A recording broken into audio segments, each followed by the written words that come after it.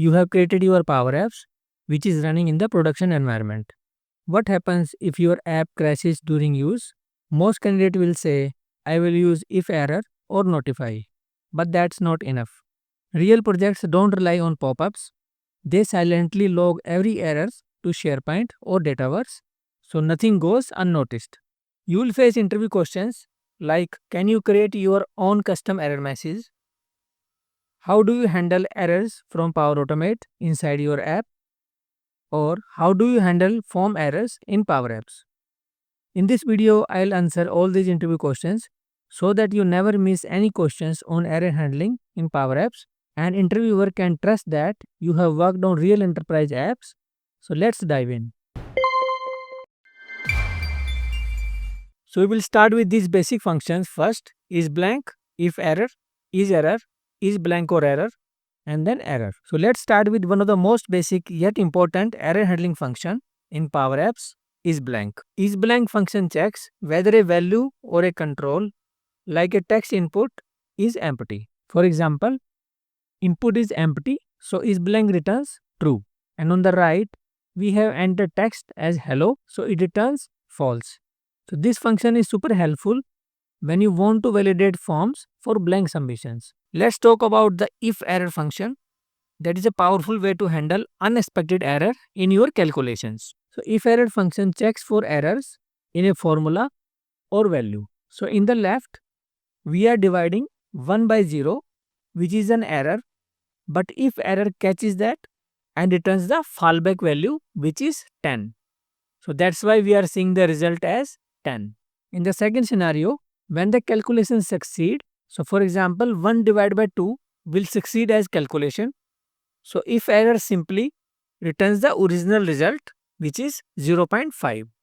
So that means if it finds an error, so it gives the false back value, and if there is no error, then it returns the original value. Then we have IsError function. So this function simply returns true or false based on whether there is an error in your expression. Let's see an example. So IsError 1 by 0. So this is division by 0, definitely an error. So it returns true. On the other hand, IsError 1 divided by 2. This is a normal calculation. So no error here. So result will be false. So let's understand IsBlankOrError. So the IsBlankOrError function in Power Apps checks two things at once. First, is the value blank like an empty? And second, does the value cause an error like dividing by 0? So if either of these is true, it returns true, otherwise it returns false. Let's have an example. So IsBlankOrError 2 divided by 0 returns true because it's an error. Let's say another example. Here we have the empty string because txt address is this one and this is empty. So IsBlankOrError. So here IsBlank is true, that's why result is true. Let's have a third example. IsBlankOrError, then we have some value which is hello. So here it's not an error, it's not blank, so that's why result is false because it's a valid. So can you create your own error message in Power Apps? Absolutely yes. You can create custom errors using the error function. So let's have an example. So in this example, we are checking if start date is greater than the end date.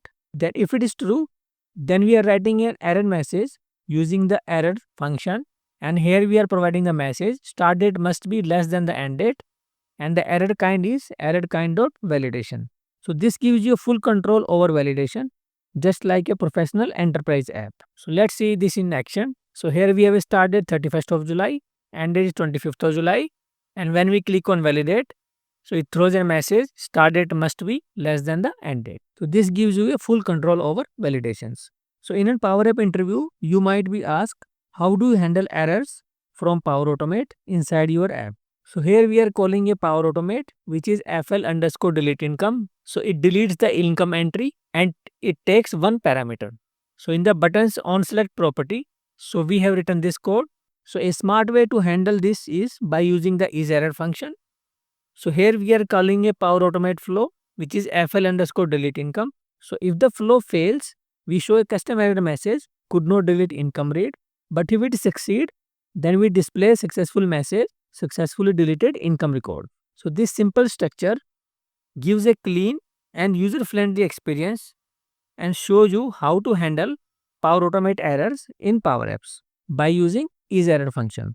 So in a Power App interview, you might be asked, how do you handle form errors in Power Apps? So let's look at a practical example using the onFailure property of a form.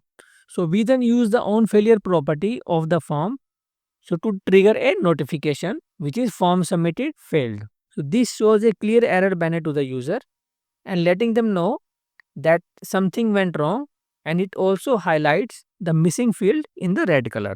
So this is how we handle real world validation scenario in Power Apps form. So similarly, we have success property.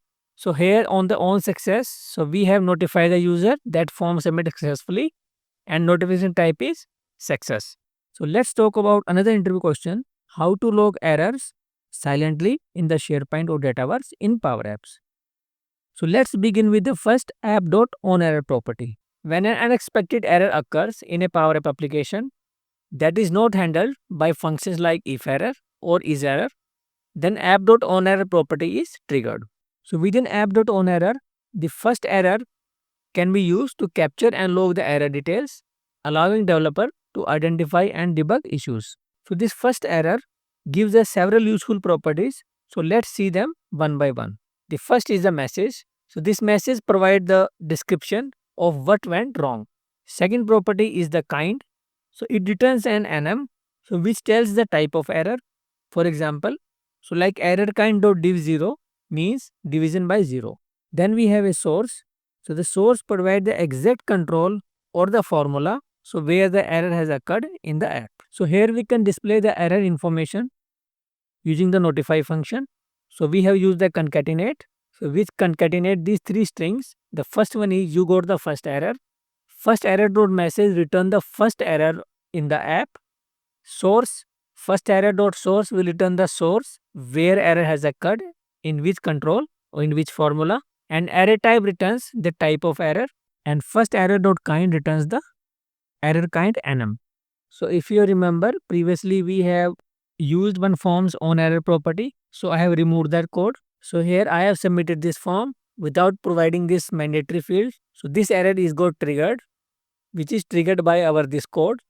So here the first thing is you got this first error. So this is a statement, and the first error dot message, the error message we return is an entry is required or has an invalid value. Please correct and try again. After that there is a source is. So the source is button canvas 12 dot on select. So this is the button 12, and we have used the on select property to trigger this event. And the last one is error type is here first error dot kind. So the first error type is 11. So this 11 boolean is validation error. So the next is how we can log all these error into SharePoint. So here we use the patch function. So error log is the list name in SharePoint. So default syntax will insert new record. So here I have created two columns. First is error and another is the control name. So first error dot message will return the error message, and the control name, the first error dot source will return the actual source which has caused the error. So this entry will be saved using the patch function.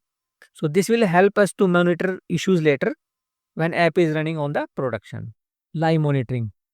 So to further improve error handling and debugging, so Power App provides a built-in live monitoring tool so that you can access. You can click on this icon, and here you will have the open monitor. So once you click on this open monitor link, so you will have this window open, so which is live monitor. So it tracks all the results which is happening for all the event we are doing in the Power Apps.